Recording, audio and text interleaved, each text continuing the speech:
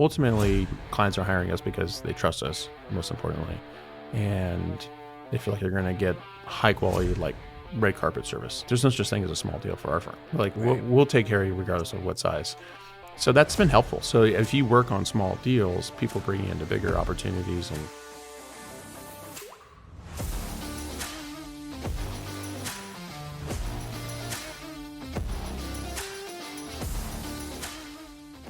welcome back to the CashFlow podcast. I'm your host, Jason Yoss. I'm here with a special guest and friend today, Travis Carter. Travis, how you doing? stoked to be here.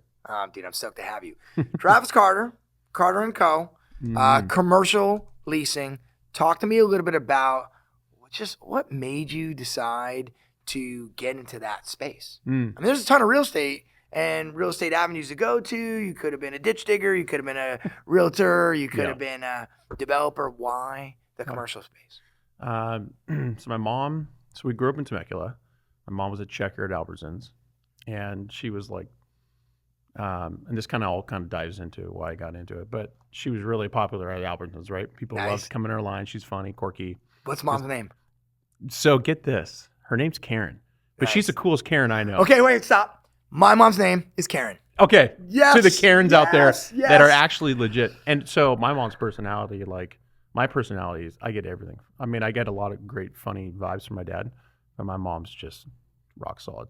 She's a killer. So she's just funny, Greek woman. Anyways, she was a personality. She worked and my dad did construction all over, and he always had an eye for like design and building. And anyways, I go to college, and we didn't have a Suburban with leather seats. Like I remember this one friend. They would pick us up and take us to school, and they had this nice Suburban with leather seats, and there'd be like quarters in the cup holders. I was like, "What? Who puts like that's just? I'm taking that. Money. That's money." And then I went to college, and one of my friends, my roommates, had his dad showed up and was gonna take us out to dinner. I'm like, "Wow, like that's incredible. Like, where are we going?" And he picks us up in this Range Rover. I'm like, "What? This is the nicest car I've ever seen." So I'm like, "What does he do?" And he does commercial real estate. I'm like, "Okay." I just kind of flagged that in my head. So then, playing music through college and surfing But like towards the end, I took a real estate class, and I was like, this is really cool. I can combine my dad's design for construction, maybe my mom's personality, and maybe I can make something happen. And then I was teaching kids music out of college, and the CFO of the church was like, hey, you're really good at music, but like, you can't do this forever. Dude. You make like... The bills cost more than the music teacher. Yeah, I was like making like $8,000 a year, and I'm like, I'm skateboarding, I'm surfing, I'm living the dream.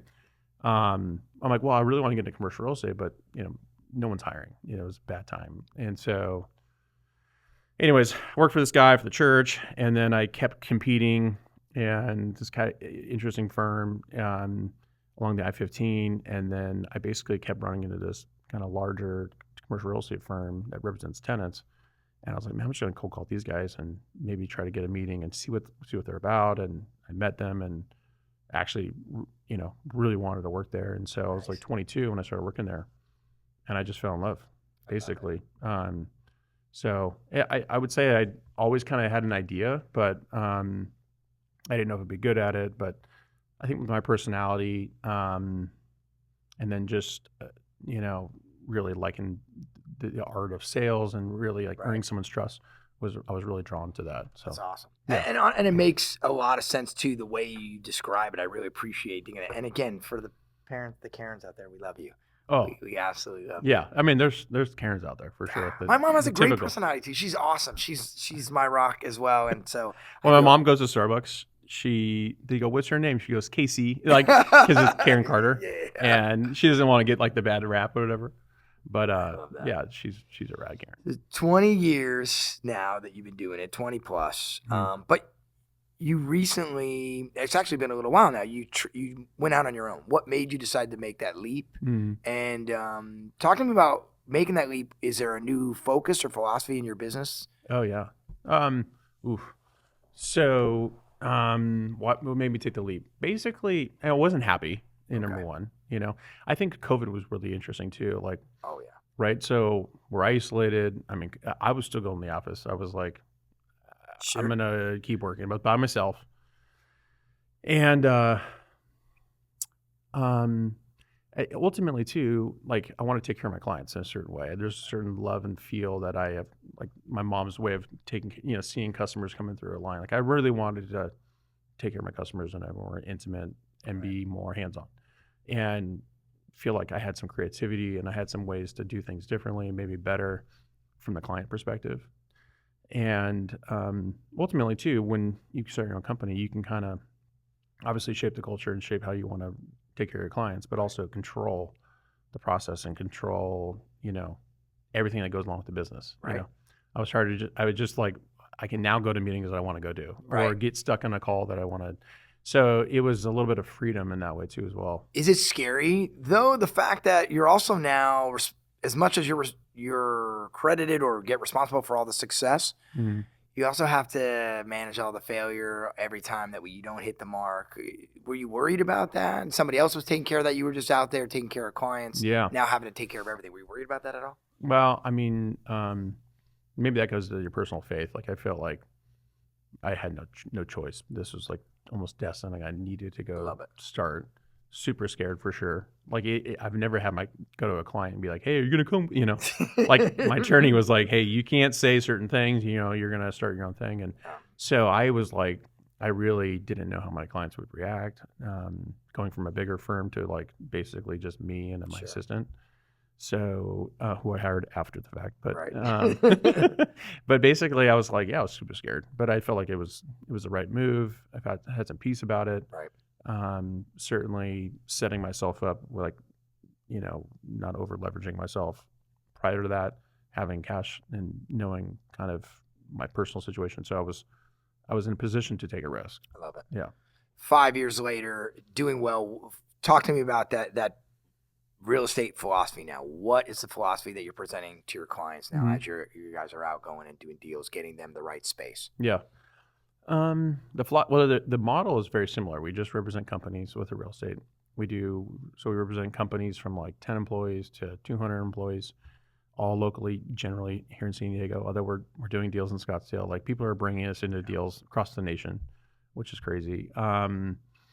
It's the same philosophy in the sense of ultimately, clients are hiring us because they trust us, most importantly, and they feel like they're going to get high quality, like red carpet service. Right. Like I think a lot of brokers, especially during COVID too, there was brokers will kind of tend to gravitate to where the money is, or they won't, if it's a smaller deal or something set up, like there's no such thing as a small deal for our firm. Like we'll take care of you regardless of what size.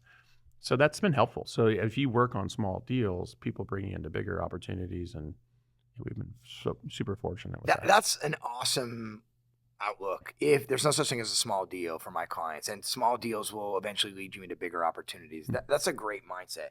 I just want to kind of transfer this over. I want to start talking about a couple case studies or deals that you've been working on that have had some success and maybe some that didn't work out the way you wanted initially, but turned out well in the long term. I think we talked about a deal where, and this is good karma, where it didn't work out in the beginning, but in the long run, the person came back. Let's talk about that one. Okay, so basically, let's say a company has 50 employees and they're in North County, right. Or maybe they just actually, in this case, I just want to explain to people what we do, because it is kind of weird. Like people are like, okay, you do commercial real estate, but you do on the buyer side, like right. Residential doesn't really work. Correct. Or you do mostly leasing. Like why is there money? How is there money in leasing? Right. So it is a kind of a weird nuance.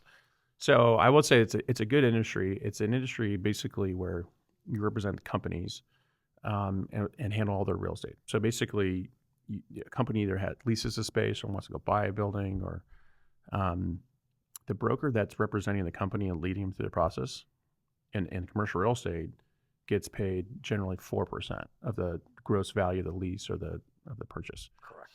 Which is pretty good.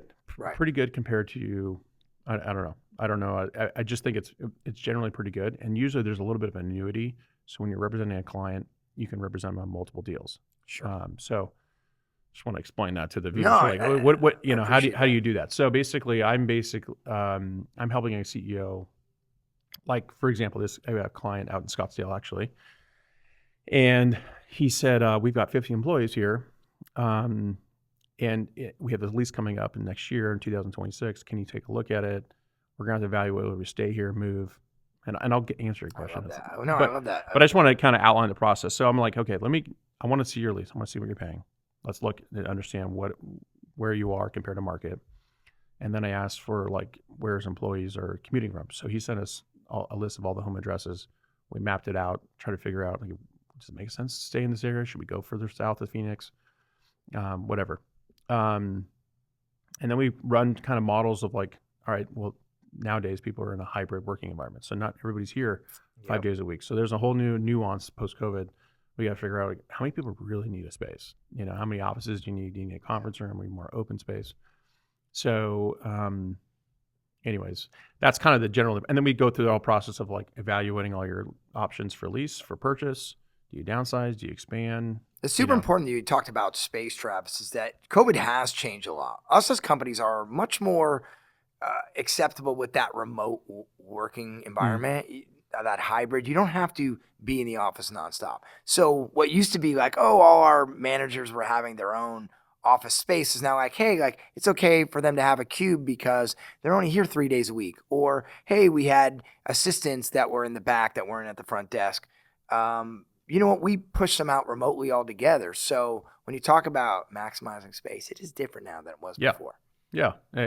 It's great because it was getting a little insane, like driving the 805. Like I remember back in like 2018. Oh my gosh. It was like terrible. It was like there was traffic everywhere. You couldn't leave anywhere from North County to Mid County is an hour. From like North Carlsbad to, let's say, the Del Mar Sorrento Valley area is an hour. Yeah. Each way. I have a friend in Carlsbad I haven't seen in 6 years. that is a true example of San Diego traffic. But for Phoenix, just the same thing. That 101 loop, it's crazy. Yeah. Like, yeah, you can go up and down the 51 or the 17, but it is so difficult to get around the valley in the morning or in the afternoon. If everybody said I'd be in the office 5 days a week, it would be like, it'd be brutal. And that's everybody's response now. It's like, 5 days a week is something we can work out. So that's put an impact on looking at space. Yeah. So let's go back to the case study. Basically, I had a situation where I represented a client moving into a great space. It was coming up for renewal. They were out of space. They needed more space. And so, decision makers were spread out through. We had a local decision maker, but we had some other decision makers different parts of the country. Right. And so we said, oh, this is the building we want to be in. And so I spent 6 months negotiating this perfect, expensive, but it was the deal they wanted. Right. And they're like, yeah, well, maybe it's not enough space, or maybe it isn't the right fit. Also, the landlord was kind of being a little cagey and doing some things that maybe weren't above board, retrading on a couple things. And that whenever you start a process of retrading, it's like, it's just bad. So it's bad juju. It's just bad no juju. Fun. It's no fun to be on that side. Yeah. And especially you're a tenant, you're like going to be signing a long lease and this guy's trying to renege on the deal. And so they're like, you know what, maybe we just get out of this whole leasing business and go buy a building. And I was like, great, I would love to help you go buy it. You're like, yeah, but we've got a buddy over here. He's trying to sell it. And I'm like, okay, So anyways, the team knew somebody that they were going to go buy a building with. And I'm like, great, no worries. Like, I'm here if you need me. I'll keep doing my thing. I'll keep giving you my input. And just I didn't take it personally. It wasn't like I was kicked to the side. It was just, all CEOs, they have a network of people they like and trust. And if they're being presented an idea, they don't need to necessarily insert Travis into a deal to overcomplicate a friendship. So anyways, he pursued that situation, and long story short, and I continued to just be friendly and proactive.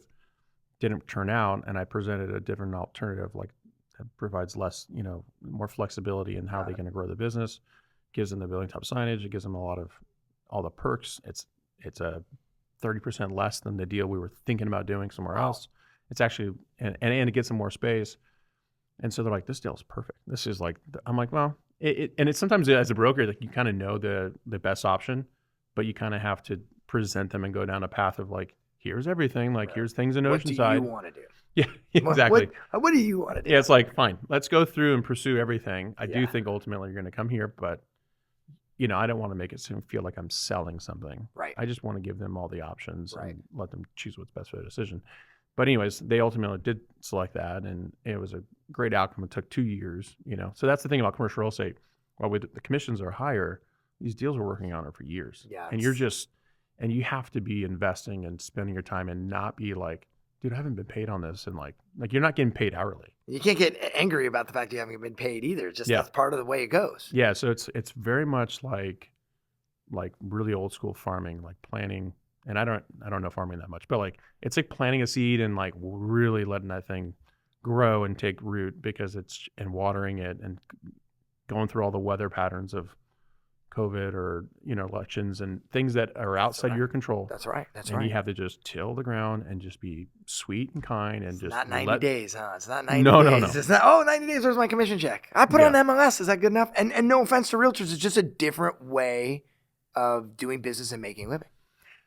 Yeah, you have to be pretty humble. You have to really, you have to be really patient. And so, yeah, and people can feel if you're pushing an outcome or pushing something that's going to benefit them, So I like how you said that. Is that one of the biggest challenges you see across the board in your industry? Is that there's a lot of maybe pushing for what's good for the agent versus what may be good for the client or company? Yeah. Do you guys cuss on this call, I guess, or not? Yeah, if you want to. No. I'm former Marine and sailor, but yes. Yeah, that's true. I guess what I was going to say is the part of it is, unfortunately, the perception too of real estate brokers. It's like, there's like, I guess there's, in terms of like the perception of industry, there's like maybe attorneys are here and then there's like a pile of shit and then there's brokers down here. Like that's kind of where. And then used car salesmen right below that. Dude, I don't know. Right I think we're right there. I mean, and I don't even know if they're used. I know great. So anyway, I just think that like, at least the perception is brokers are just like, ugh. Yeah. Like I do not trust this person, and they're definitely going to be out for themselves. And so that's what's kind of fun with earning someone's trust. And like adding a bunch of value. And be like, no, we don't work on agreements. We don't have like this. You can do what's best for you. Right. We're here, and we're not trying to. People can sense that we're not trying to. They can sense that I think that we're successful regardless of if we end up working together or not. Have you been in a situation, because you said you don't work with agreements, and we hear all the time from the residential side, oh, you got to get a buyer or broker agreement before you go out. You don't work with agreements. Have you been in a situation where you weren't working with an agreement and so they went somewhere else and, okay, well, maybe Travis didn't get a commission? Mm-hmm. I think I have. Thankfully, I have sort of like I don't have one of those kind of I have one of these memories where like if I deal with a loss, I deal with it that day, and then you're done and with then it. I'm like moved the good on. stuff. Have you had somebody go somewhere else but take care of you nonetheless? Yeah, so I do have a good story about that a few times. But part of the agreements too is like either you're adding value or you're earning their trust, right? Or you're not. You know, and so a lot of people, the perception is, oh, I'm going to sign you up to do this, and then. The brokers are like, oh, I'm just going to get paid on this regardless if I actually work on it. Yeah, they feel like they don't have to add value now. They got you under a contract, which is terrible. Yeah, and it's like, and plus you spend 2 or 3 weeks right when you're getting to know somebody trying to negotiate legal provisions on like when you're, what deals you get procured on, like what you get paid on if they find something and which properties do you present. It's like, ugh, like what a terrible way to start a relationship. So basically, I lead with trust. I never push an agreement unless they want one. And it's come to bite you. But maybe I always look at it as like, okay, what did I do? Where did that moment of lack? Yeah, where did I potentially lose trust? And how was it perceived when I presented this email? Or like somewhere I lost someone's trust in the process, and that's on me. I don't really.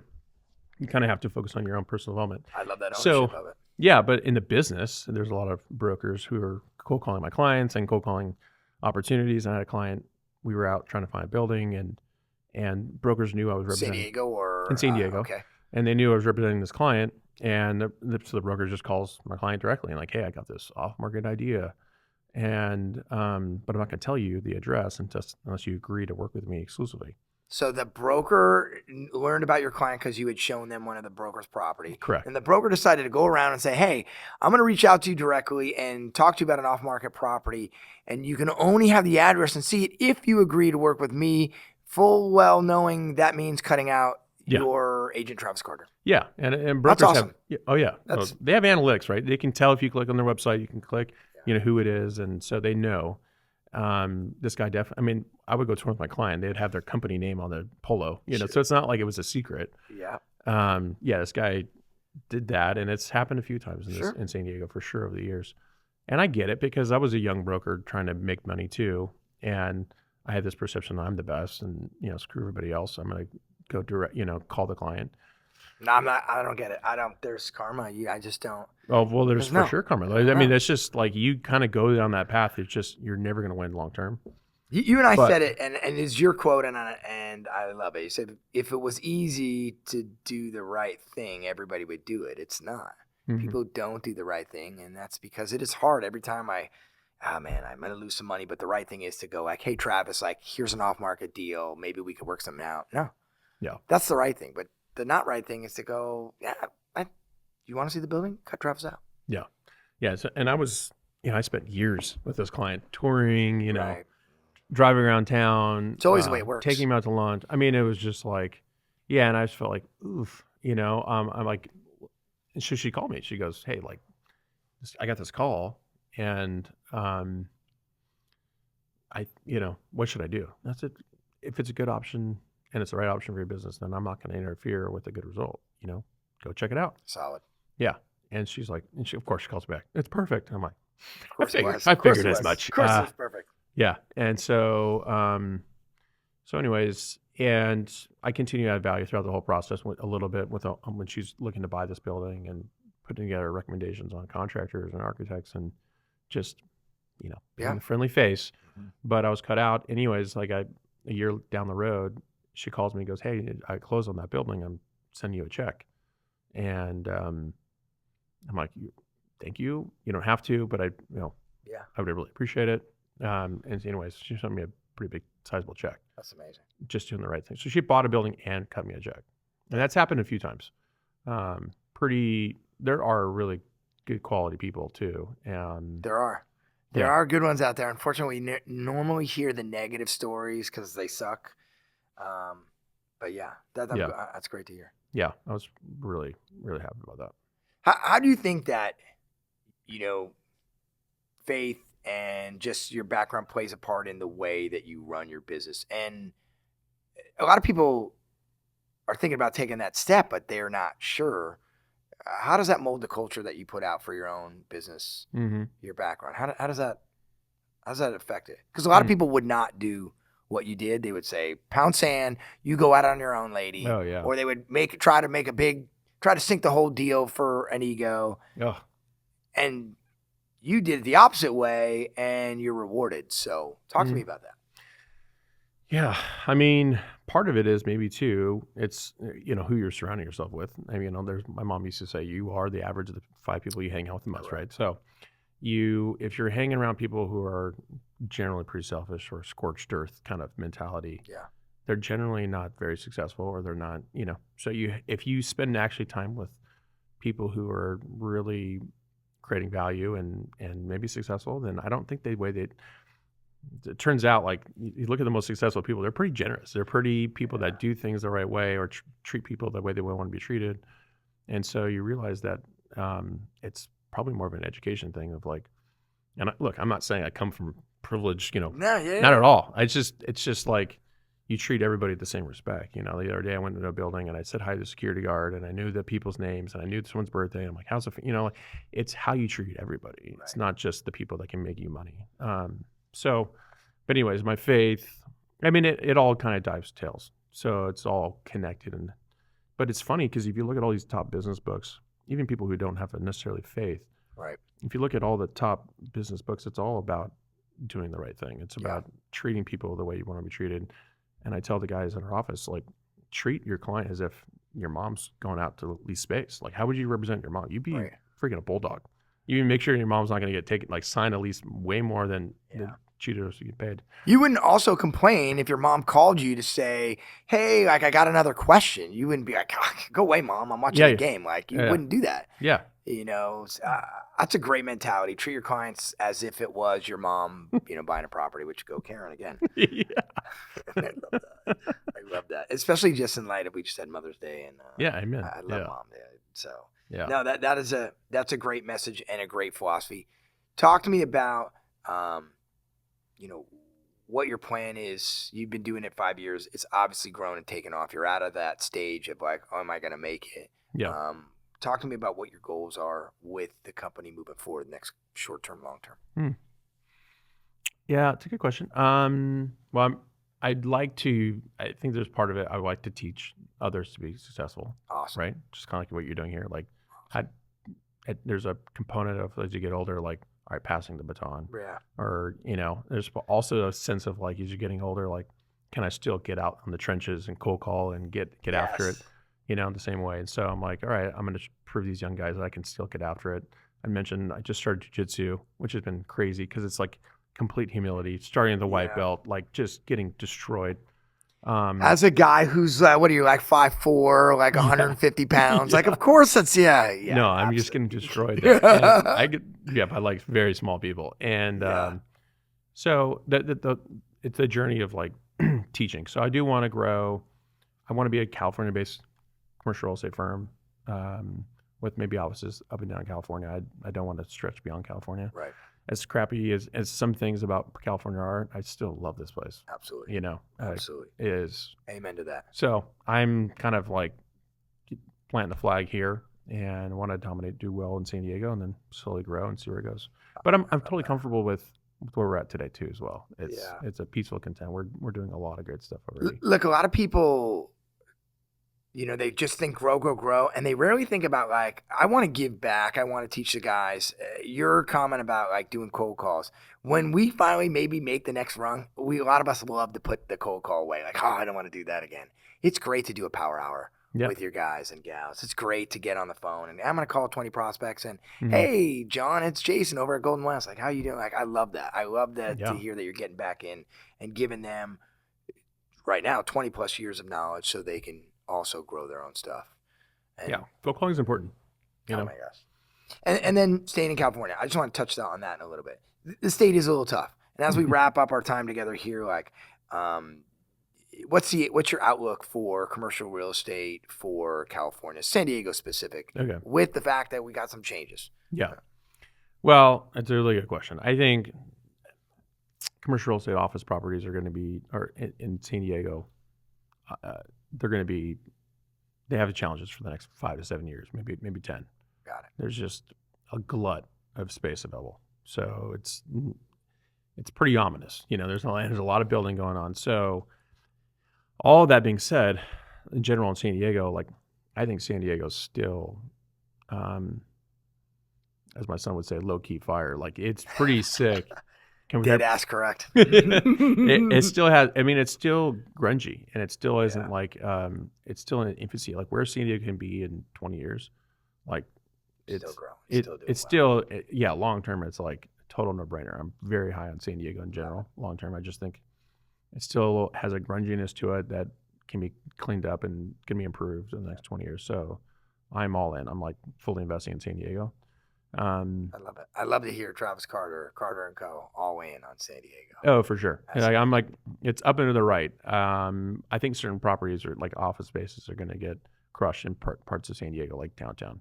But other than that, we're going to be, just fine. Pretty optimistic. And hopefully we can get some good politics and good streets and get, like the basics fixed in San Diego. But it's we'll see. Like, be patient. Travis Carter, everybody. Carter & Co. Thank you, my friend. Thank you. So good. So good to have you. Everybody else, thank you for tuning to CashFlow, the podcast where we talk about turning properties into profits. We'll see you next week. Thank you.